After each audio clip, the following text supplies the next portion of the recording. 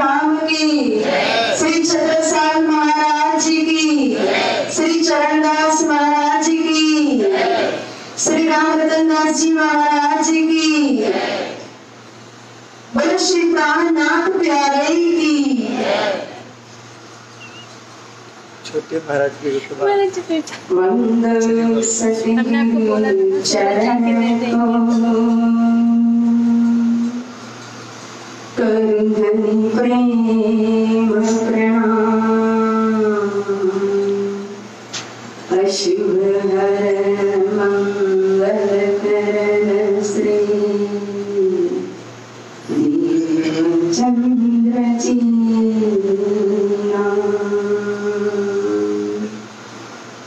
श्री प्राणनाथ निज मूलपति, श्री महराज सना तेज कुंवर श्यामा युगल को, पल पल करो प्रणाम।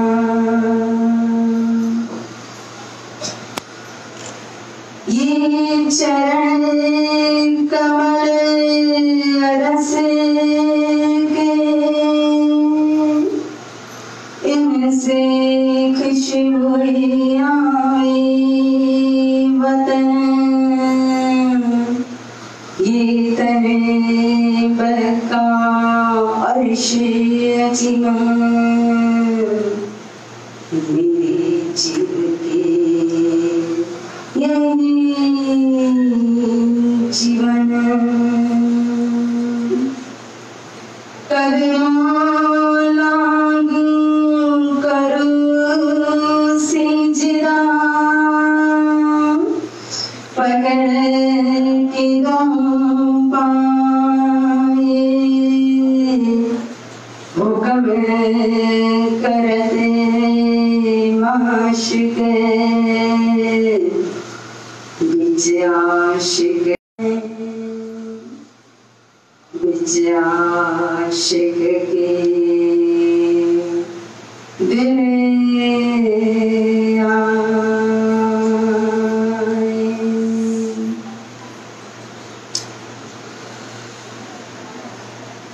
दामदरी अक्षरादि श्री राज श्यामा जी परमहंस महाराज का ये पवित्र पावन दरबार, श्री कृष्ण प्रणामी मंदिर सोनगिरी, और जहाँ का ये वार्षिक उत्सव जिसमें दर्शन दे रहे हमारे श्री 5 महामंगलपुरी धाम के आचार्य श्री श्री 108 श्री सूर्यनारायण जी महाराज, समस्त गुरुजन विदुषी पुजारी जी महाराज, सुंदर साथ जी, आप सभी के चरणों में प्रेम प्रणाम जी। इस संसार के अंदर जब देव और दानवों ने मंथन किया था, समुद्र मंथन, तो उस समय समुद्र मंथन से कहो तो 14 रत्न निकल करके बाहर आए थे, और इस 14 रत्न में एक था अमृत का कुंभ भी। उसी तरह से संसार के अंदर जितना भी ज्ञान है, वेद हो चाहे पुराण हो, चाहे कुरान हो, चाहे बाइबल हो, चाहे संतवाणी हो, इन सभी ज्ञानों का मंथन करके हमारे धनी श्री देवचंद्र जी महाराज सतगुरु स्वरूप और महामती श्री प्राणनाथ जी ने भी मंथन करके 14 रत्न प्रकट किए हैं। और इस 14 रत्न में कहो तो श्री रास ग्रंथ से लेकर के कयामत नामा तक है। इस 14 रत्न में आज श्री राजी महाराज ने जो फान स्वरूप में यहाँ प्रकट किया है, जो हमें इस यज्ञ की प्रसादी के रूप में दिया हुआ है, वो रत्न है श्री परिक्रमा ग्रंथ। और परिक्रमा ग्रंथ के अंदर की चौपाई है, महल बराबर तरफ तले संकड़ा, महल बढ़ते बराबर चढ़ते अति चौड़ा। ये बादल बरसा अल्लाह का, बदली नूर अजिम में उगया, नासिक में अर्श अजिम का उगया वतनी सूर कहा है। अल्लाह के दिल रूपी बादल से जो रत्न यहाँ प्रकट हुआ है, श्री परिक्रमा ग्रंथ है। परिक्रमा ग्रंथ के अंदर भी या राजी महाराज ने रंगमहल की दिशा उत्तर दिशा में जब जाएंगे तो जो पुखराज पहाड़, उस पुखराज पहाड़ के मौलों की शोभा का वर्णन किया है। हम लोग सेवा पूजा करते हैं, मंदिर में करते या घर में करते, तो सेवा पूजा के अंदर आरती के बाद परिक्रमा बोलते हैं, और परिक्रमा के अंदर हम यह भी कहते हैं कि देख परिक्रमा कर्म सब छूटे। परिक्रमा करने से हम कर्म रूपी बंधन से हमेशा के लिए मुक्त हो जाएंगे, और कर्म रूपी बंधन से मुक्त होने का मतलब है अखंड आनंद को, सच्चिद आनंद को, निज आनंद को प्राप्त करना। एक परिक्रमा श्यामा जी की परिक्रमा करते, चाहे 1 करे, चाहे 4 करे, चाहे 8 करे, चाहे 11 करे, चाहे 51 करे, चाहे 108 परिक्रमा करे। लेकिन यहाँ जो इस चौपाई के अंदर हमें कहा कि देख परिक्रमा कर्म सब छोटे, तो मात्र हमारे वजूद से की हुई परिक्रमा या वजूद के साथ साथ हम कभी कभी नफसानी बंदगी करके इंद्रियों से भी परिक्रमा करते हैं, मन से भी परिक्रमा करते हैं। तो इंद्रियों से परिक्रमा करने का मतलब है कि हम वजूद के साथ साथ, शरीर के साथ साथ राज श्यामा जी का जाप या निजनाम मंत्र का जाप करते करते भी परिक्रमा करते हैं, और इसका भी फल हमें मिलता है। लेकिन 100% इस 84 लाख योनि से मुक्त होना, इस संसार के चक्र से बाहर निकलना, इस भवसागर को तरना, जन्म मरण से मुक्त होना, अखंड आनंद को, अखंड मोक्ष को प्राप्त करने के लिए, हमेशा के लिए कर्म रूपी बंधन से मुक्त होने के लिए ही जो बादल बरसा अल्लाह का, जो यहाँ अल्लाह के दिल रूपी बादल से जो यहाँ तारतम प्रकट हुआ है। तारतम मतलब क्या है?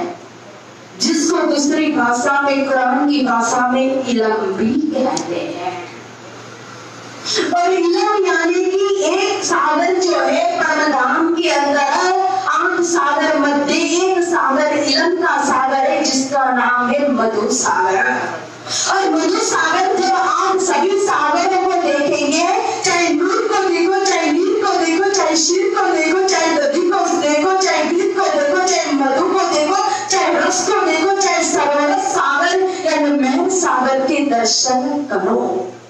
ये तो सागरों के जाहिरी नाम हो गए, लेकिन माधुरी में जाएंगे तो नूर सागर श्री राज जी की जो जोश का सागर है, नील सागर जो सखियों की शोभा का सागर है, क्षीर सागर जो है दत्त का एक बिजली का सागर कहा है, दधी सागर जो यह स्वर के श्रृंगार का सागर है, जो सागर ग्रंथ में हम पढ़ते श्री राज जी के 3 सागर का वर्णन और ठकुरानी जी के 2 सागर का वर्णन। और जब वृत्त सागर के अंदर जाएंगे तो जिसको इश्क का सागर कहा है, प्रेम का सागर कहा है, उसी तरह से उत्तर दिशा में जो मधु सागर लहरा रहा है, इस मधु सागर को इल्म का सागर कहा है। इल्म के सागर के अंदर का रंग हम जानेंगे तो जिसका रंग है श्याम रंग का।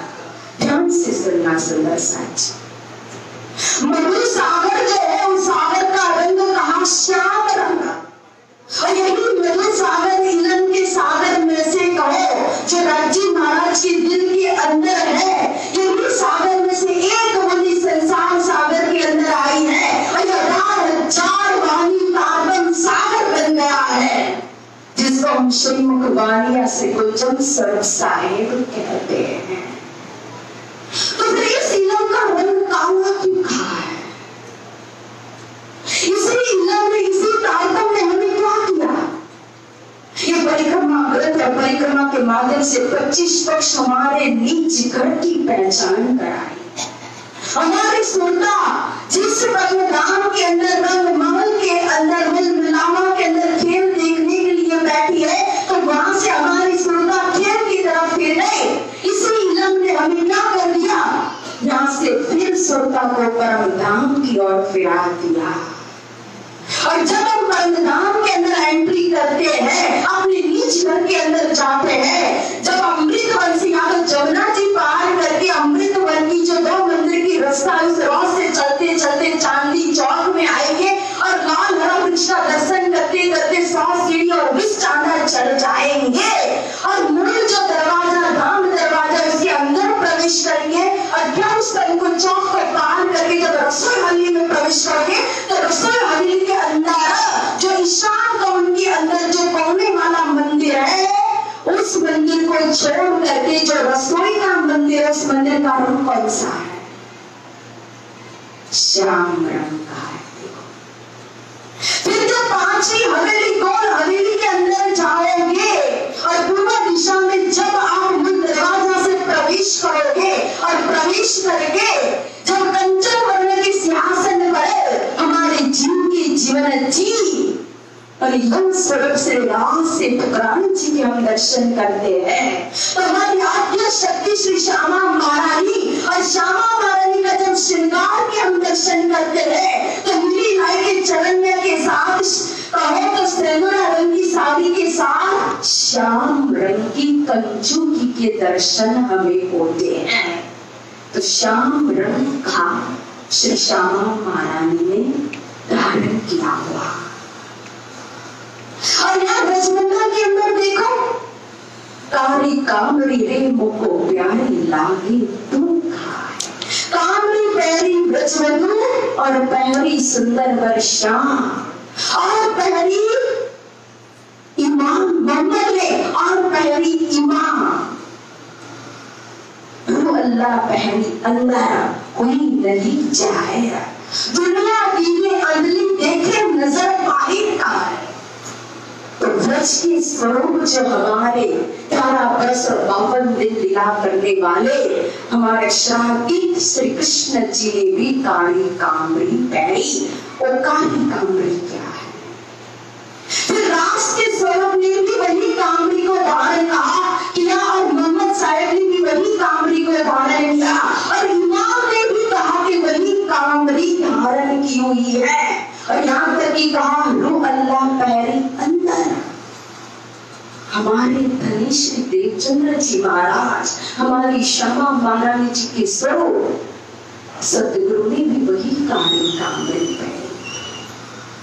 और यहाँ हम सुंदर साथ भी कहते हैं कि कारी कामरी मोको प्यारी लागे। इस कामरी का रंग भी काला रंग कहाँ है? सोचो। तो कहां इस मधु सागर का कनेक्शन है? जो श्याम मंदिर है, रसोई हवेली जो है, रसोई हवेली में जो श्याम मंदिर में जिस जगह पर रसोई बनती है, जिसका श्याम रंग का है, तो जब हम अपने किचन के अंदर जब रसोई बनाते हैं तो जो भी कच्चा होता है, दाल हो, चावल हो, गेहूं हो, सभी अनाज को ला करके, अन्न को ला करके रसोई में क्या किया जाता है? पकाया जाता है। अब परमधाम में तो पकाने की जरूरत नहीं है, ये सब इच्छा से मंगा है। लेकिन यहाँ इस संसार के अंदर तो हमें रोटी बनाने के लिए गेहूं को पिसाना पड़ता है, पीस करके भी आटा भूनना पड़ता है, फिर रोटी बननी पड़ती है, फिर जब तक तवे में नहीं डालो रोटी हम खा नहीं सकते, पकानी पड़ती है, पूरा भोजन पकाना पड़ता है, तब जाकर के हम खाते हैं। और खाने के बाद वो हमारे अंदर रस बनता है और वही रस फिर हमें एनर्जी देता है, ब्लड बनाता है। इसका मतलब है इस संसार के अंदर जो नीलम आया है मधु सागर, उस मधु सागर का रंग जो काला है, तो यहाँ इस संसार में आकर के जो माया का रंग हमें चढ़ा हुआ है, हम अपने स्वरूप को पहले आप पहचानो। कहा क्यों? क्योंकि अपने स्वरूप को भूल गए, अपने आप को, धाम को, धुनी को भूल गए और ऐसी माया की मस्ती चढ़ी, माया का रंग चढ़ा, जिसके लिए कहानी के हमें पहला मोचने को बात तेता दुख रूपी घेरा दावा नल भले कई बात तेरी कितनी हो क्या, ये हालत हो गई संसार की। यहाँ तक कि धर्म, जिस धर्म का सहारा हम लेते हैं, तो उस धर्म के अंदर भी जैसे कि वेद व्यास जैसे को भी 18 पुराणों की रचना करने के बाद भी उनके दिल को शांति नहीं मिली थी। क्यों? क्योंकि ये काला रंग नहीं आया था। तो ये काला रंग जो है, इलम जो है, वो इलम हमें क्या करता है? इस संसार के अंदर जैसे रसोई हवेली में अनाज पकता है, कच्चा अनाज पक्का बनता है, उसी तरह से संसार के अंदर ये ज्ञान जो है, तारतम जो है, वो अल्लाह का, वो हमें परिपक्व बनाता है, पक्का बनाता है, हमें अपने स्वरूप की, धाम की, धनी की पहचान कराता है। और जब यही इल्म हमें परिपक्वता देता है, तब जो कामरी ब्रजवधू ने पहली थी ब्रजमंडल के अंदर गोपियों ने, तो वहां गोपियों ने जब ब्रजवधुओं ने वो कामरी पहली थी, तो पहनने के बाद जब वो गोपी अपने सिर पर मटकी लेकर के जब जाती थी और कृष्ण उस मटकी को फोड़ते थे, तो कोई मटकी नहीं फोड़ते थे श्री कृष्ण, मटकी क्या फोड़ते थे? वो मटकी के रूप में उस अभिमान को खत्म करते थे, मटकी रूपी मैं को खत्म कर देते थे।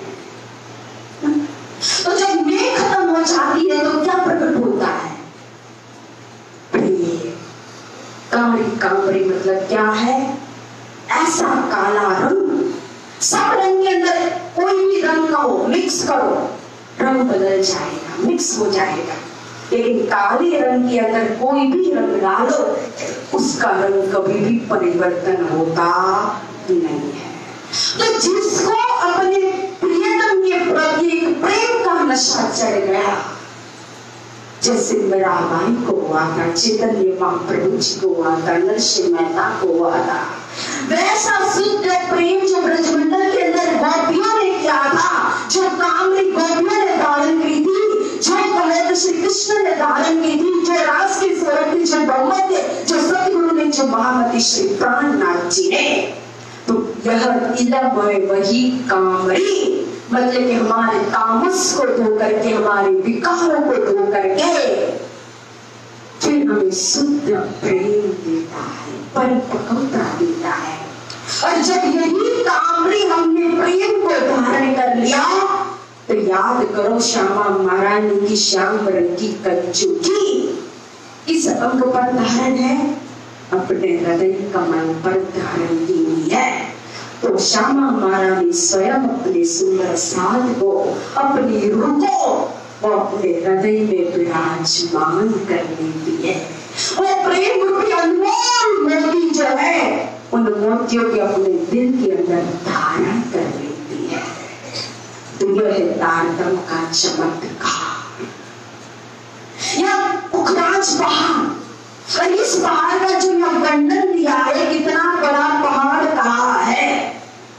नीचे खजाने के तार से 5 भौम के ऊपर चबूतरा, चबूतरे के गोल, चबूतरे के मध्य में भी चौरस चबूतरा, चौरस चबूतरे के ऊपर भी वो 5 पेड़ प्रकट होकर के 5 भौम जाकर के जो छज्जा निकल करके फिर 250 भौम जाकर के फिर उसके ऊपर सीधा 750 भौम जाकर के 1000 भौम के ऊपर चांदनी पड़ करके फिर बीच में 1000 भौम जो आकाशी महल गया। और इतना बड़ा महल भी जो एक अनंतता की ऊंचाई का प्रतीक बन करके भी वो धनी जी को सेजदा करता है। और सेजदा मतलब क्या हो गया? नम्रता का प्रतीक। ऊंचाई उसकी विशालता हो गई। जो पुखराज पहाड़ आज हमें श्री राजी महाराज ने प्रसादी के रूप में दिया है, तो हमारा दिल भी इतना विशाल होना चाहिए जिसमें सब कुछ समा जाए। और सेजदा मतलब अंदर इतनी नम्रता होनी चाहिए। नवनीत समान मक्खन, वो भी फ्रिज में रखा हुआ नहीं, जो बाहर मक्खन रखते हो वो मक्खन कैसा होता है? नरम मुलायम, वैसा हमारा दिल होना चाहिए। परिक्रमा और परिक्रमा का अर्थ ही यही है। जैसे अभी 17 चौपाई में हमने दोहराया ना, दैव प्रदक्षिणा अति बड़ी करो, दंडवत प्रणाम। तो प्रणाम मतलब समर्पण हो गया, और परिक्रमा मतलब रात दिन जो सतगुरु स्वरूप के दर्शन की, भक्ति की, सेवा की, बंदगी की, उनकी पहचान करके जो उनके हुक्म का आज्ञा का पालन किया, यही तो परिक्रमा है। खाना पीना छिन छिन लिया, प्यार हर्ष रुआना, पल माशु को देखना, यही यार आशिकन, यही तो हमारी परिक्रमा है। तो जब इस तरह से हम परिक्रमा करेंगे तो कर्म और बंधन से मुक्त होकर, जैसे पुखराज पहाड़ से खजाने के ताल से जमुना जी निकली और निकल करके मूलपुर से जैसे प्रकट हो गई और प्रकट होकर के 4.5 लाख कोष में होकर मरण खाई और मरण खा करके जैसे केल पुल के नीचे से बह करके फिर 9 लाख को स्थिति जा करके फिर पुल से मरण खा करके आगे 4.5 लाख को जाकर के दक्षिण दिशा में आए हुए उसको सत्ताल में मिल गई। वो भी 2 धारा में जाकर के दोनों दिशा से जाकर के तालाब में मिलती है और 2 धारा जैसे मिलती है उस मिलन को कहा जाता है जैसे एक आशिक और माशूक का मिलन।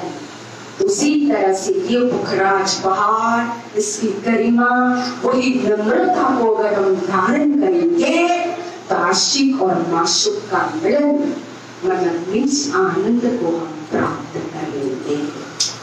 इसी के साथ प्यारे सुंदर साथ जी, इस सौंदर्य में मैं प्रथम बार आई हूँ, लेकिन बहुत अच्छा लगा मुझे, क्योंकि परमहंस महाराज की तपोभूमि भी है और इस तपोभूमि में कहो जो सुंदर साथ रहते हैं वो भी ऐसे सुंदर है, तपस्वी है, रात दिन मेहनत करके सब एक दूसरे मिलकर के रथ जी महाराज की सेवा करते हैं। और जैसे महाराज श्री ने कहा अनिल भाई और रूपाली बहन जी, तो वो भी बहुत सेवा भाव से सब सुंदर साथ को जोड़ करके कार्य कर रहे जागने का, और ऐसे कार्यक्रम में आने का मुझे भी सौभाग्य मिला। तो उस बदल अनिल भाई को, आपके ट्रस्ट को, सुंदर साथ को बहुत बहुत धन्यवाद, और आप सभी सुंदर साथ को परमहंस महाराज की बहुत बहुत शुभकामना, और आप सबके चरणों में मेरा प्रेम प्रणाम। श्री प्राणनाथ प्यारे की, श्री मंजुराज महाराज